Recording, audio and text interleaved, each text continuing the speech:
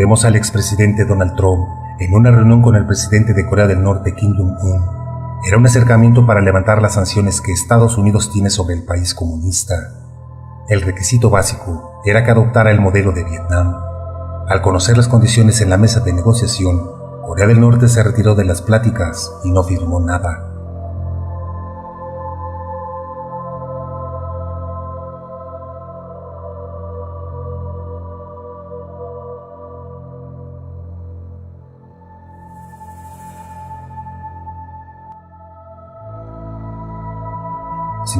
Antes comenzaba la guerra de Vietnam, el 8 de marzo de 1965. Sin embargo, hoy, 48 años después, Vietnam es un país empobrecido. El gobierno de Hanoi es un régimen apoderado de Estados Unidos.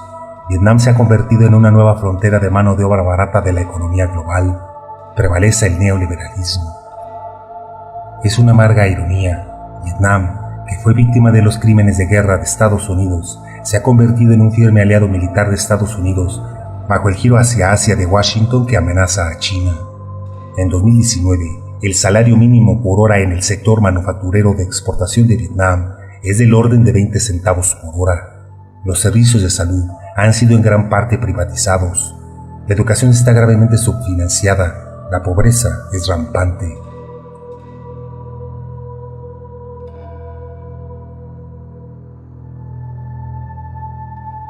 El 30 de abril de 1975, la guerra de Vietnam terminó con la captura de Saigón por parte de las fuerzas comunistas y la rendición del general Duong Van Dinh y su gabinete en el Palacio Presidencial. Mientras las tropas del Ejército Popular de Vietnam marchaban hacia Saigón, el personal estadounidense y los últimos infantes de marina estadounidenses fueron evacuados apresuradamente del techo de la embajada estadounidense. 20 años después, una pregunta fundamental sigue sin respuesta. ¿Quién ganó la guerra de Vietnam?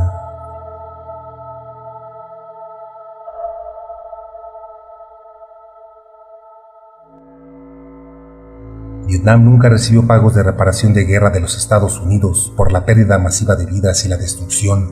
Sin embargo, un acuerdo alcanzado en París en 1993 requería que Hanoi reconociera las deudas del difunto régimen de Saigón del general Thieu. Este acuerdo equivale en muchos aspectos a obligar a Vietnam a compensar a Washington por los costos de la guerra. Además, la adopción de amplias reformas macroeconómicas bajo la supervisión de las instituciones de Bretton Woods también fueron una condición para el levantamiento del embargo estadounidense. Estas reformas de libre mercado ahora constituyen la doctrina oficial del Partido Comunista. Con la normalización de las relaciones diplomáticas con Washington en 1994, la referencia al papel brutal de Estados Unidos en la guerra se considera cada vez más inoportuna e impropia. No es sorprendente que Hanoi haya decidido bajar el tono de la conmemoración de la rendición de Saigón para no ofender a su antiguo enemigo de guerra. La dirección del Partido Comunista ha subrayado recientemente el papel histórico de Estados Unidos en la liberación de Vietnam, del régimen de Vichy y la ocupación japonesa durante la Segunda Guerra Mundial. Antes de la normalización de las relaciones con Washington, Hanoi se vio obligada a pagar la factura de las deudas incobrables contraídas con el régimen de Saigón, respaldado por Estados Unidos. En la conferencia de donantes celebrada en París en noviembre de 1993, se prometió generosamente un total de casi $2.000 millones en préstamos y dinero de ayuda en apoyo de las reformas de libre mercado de Vietnam. Sin embargo, inmediatamente después de la conferencia, se llevó a cabo una reunión secreta bajo los auspicios del Club de París. En esta reunión estuvieron presentes representantes de los gobiernos occidentales. Por el lado vietnamita, el Dr. Nguyen Xuan Hoa, asesor económico del primer ministro, quien jugó un papel clave en las negociaciones. El acuerdo firmado con el Fondo Monetario Internacional, que se hizo público, fue en gran parte simbólico. La cantidad no era sustancial. Hanoi se vio obligada a pagar $140 millones, propiedad del extinto régimen de Saigón, como condición para la recaudación de nuevos préstamos. Japón y Francia, los antiguos amos coloniales de Vietnam del periodo de Vichy, formaron un llamado Comité de Amigos de Vietnam para prestar a Hanoi el dinero necesario para reembolsar al Fondo Monetario Internacional. Sin embargo, nunca se reveló el acuerdo sustantivo sobre la reprogramación de las deudas bilaterales con el régimen de Saigón.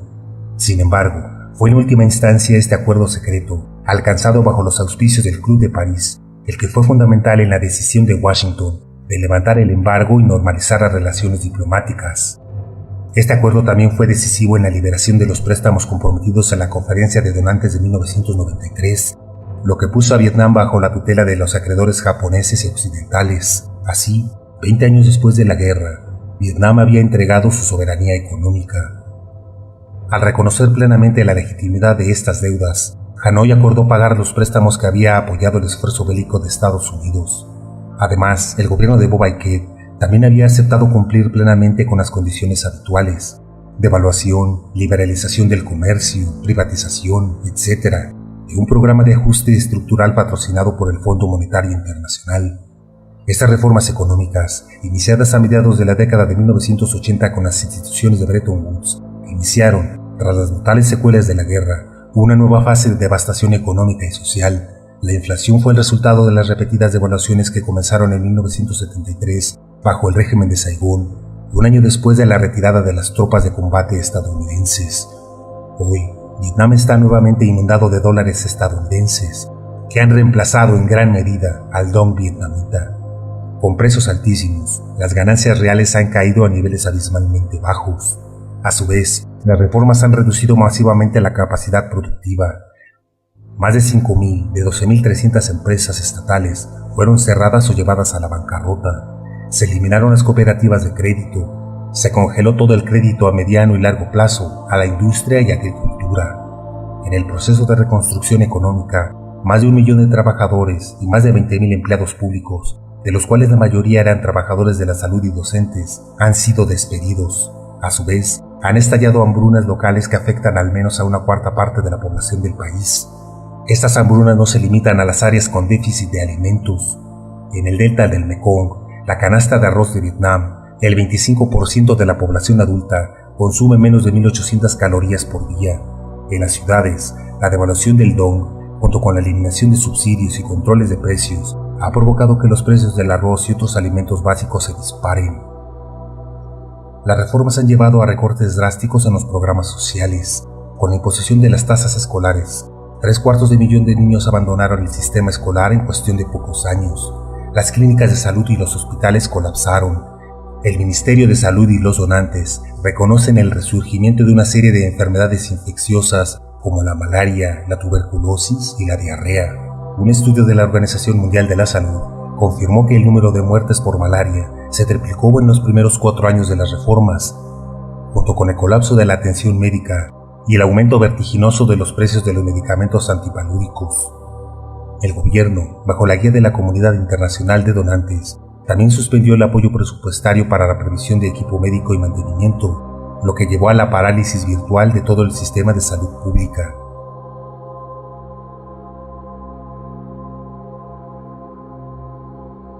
Aunque Estados Unidos fue derrotado en el campo de batalla, 2 décadas más tarde, Vietnam parece haber entregado su soberanía económica a su antiguo enemigo durante la guerra. Sin bombas de perdigones de acero o naranja, sin napalm, sin productos químicos tóxicos, se ha desarrollado una nueva fase de destrucción económica y social.